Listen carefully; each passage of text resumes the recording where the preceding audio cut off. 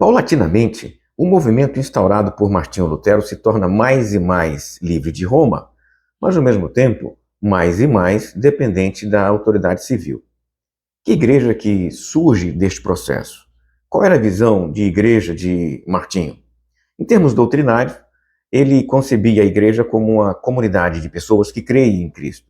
Como esta crença é interna e invisível, na igreja não deveria então existir autoridade externa que ameaçasse alguém com penas ou excomunhões. Nada de hierarquia, nada de jurisdição, nem diferença entre clero e o povo. Todos deveriam ser vistos como sacerdotes e iguais diante de Deus. Mas como esta igreja seria então percebida? Pelos sinais visíveis, como o batismo, a ceia e o evangelho da justificação pela fé. Para pregar a mensagem evangélica, não era necessário ordenamento oficial. Bastava o batismo, porque o batizado já era um sacerdote. Só era preciso, para fins práticos, que cada comunidade, cada cidade, escolhesse o seu próprio pregador. Esta também poderia depor o pregador, caso mudasse de ideia. Diante de tais doutrinas, o movimento instaurado por Martinho Lutero correu o risco, logo, de se desagregar. Quando começarem a aparecer, por exemplo, pregadores como Karl Starrett e Thomas Müntzer, que apelavam para uma direção interior do Espírito Santo. Foi neste momento que Martinho percebeu que precisava dar uma direção mais firme e estável às igrejas, com dogmas fundamentais, liturgia definida e ministros que eram subvencionados pelo Estado. Assim, lá na Saxônia de Martinho Lutero, também na Prússia e no território de Filipe de Hesse, os príncipes e magistrados que abraçaram a reforma de Lutero colocaram sob suas mãos a direção das igrejas. Mesmo diante da insistência de Martinho de que os príncipes não tinham poder sobre as igrejas, elas precisavam da ajuda deles. Ao negar a autoridade da Igreja de Roma, as igrejas de Martinho também negaram a validade do direito canônico tradicional. Inicialmente, quando surgia alguma questão teológica, o próprio Lutero buscava na Bíblia uma solução.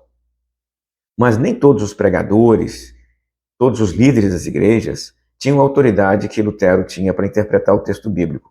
Então foi preciso criar um novo código de leis ou um tribunal eclesiástico que resolvesse as questões religiosas. Neste sentido, o príncipe João da Saxônia criou um tribunal que chamou de consistório. Era uma corte de justiça composta por teólogos e juristas leigos, nomeados pelo príncipe, com poder para examinar e decidir as questões eclesiásticas.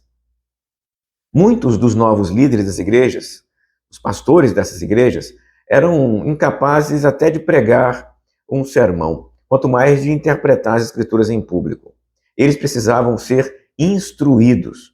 Para atender esta demanda, o Lutero começou a produzir material para ser utilizado entre estes novos pregadores, estes novos pastores. Os sermonários eram utilizados por esses pregadores nos encontros dominicais. Os sermões eram memorizados por esses pregadores ou simplesmente lidos diante dos fiéis. No campo da catequese, a produção mais conhecida de Lutero é conhecida como Catecismo Maior e Catecismo Menor. O Catecismo Menor apareceu na forma de um texto curto que era ensinado em casa, mas também podia ser ensinado na igreja, na forma de mandamentos, a oração do Pai Nosso, histórias para crianças. O Catecismo Maior, ele era um manual de doutrina cristã para líderes daquelas igrejas. O Catecismo Menor estava redigido na forma de perguntas e respostas e o Catecismo Maior na forma de capítulos breves. Estas duas obras, elas ocuparam depois disso um espaço privilegiado na história do protestantismo. Nos catecismos, Lutero evitou a polêmica contra a Igreja Romana e só mencionou ensinos que poderiam ser ministrados aos leigos sem a necessidade de disputa ou debate. As crianças deveriam recitar algumas passagens bíblicas mais acessíveis logo que levantavam pela manhã e pouco antes das refeições.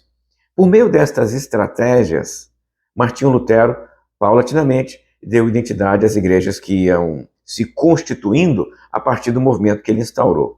É neste momento que finalmente ganha identidade própria, autônoma, em relação à Igreja Romana, aquilo que vai ser chamado depois de protestantismo. Mas para entender como este termo surgiu, nós temos que olhar um pouquinho para a Dieta Imperial de Espira, convocada pelo imperador para 1526. Nesta dieta, o príncipe Fernando da Áustria, representante do imperador, ele dirigiu todas as questões. Os debates religiosos partiram de um documento enviado pelo próprio imperador, no qual ele solicitava a proibição de novidades teológicas, novidades religiosas. Ele solicitava a manutenção dos costumes e usos tradicionais da igreja, a supressão dos abusos, a forma de proceder contra os transgressores e, principalmente, a execução do Edito de Worms contra Martinho Lutero. Depois de muito debate, a Dieta aprovou um termo de compromisso em que os príncipes se comprometiam a governar seus estados segundo a própria consciência, enquanto aguardava a convocação de um concílio pela Igreja de Roma. Em outras palavras, no campo religioso, cada príncipe decidia o que fazer dentro do seu potentado. Carlos V, o imperador, não gostou nem um pouquinho desta decisão e decidiu então convocar uma outra dieta, novamente para Espira, para o ano de 1529. E logo na abertura, a decisão anterior, de 526, que liberava os príncipes em questões religiosas, foi abolida pela maioria dos presentes. No dia 19 de abril, a proposta encaminhada pelo imperador, já conhecida desde a dieta anterior, foi aprovada pela Assembleia. Apesar de estarem em minoria, alguns príncipes apresentaram um protesto formal à dieta através de um documento produzido pelo representante da Saxônia. Este documento era intitulado Protestatio, ou Protesto, e ele dizia que os príncipes que lhe subscreviam não poderiam, em sã consciência, concordar com as decisões daquela Assembleia. Por apresentarem, então, um protesto, a partir de então, os príncipes que abraçaram o movimento reformado passaram a ser chamados de protestantes, quer fossem seguidores de Lutero, de Zwinglio, de Calvino ou qualquer outro líder religioso. Será possível, então, a partir de agora, falar em igreja romana e igreja protestante.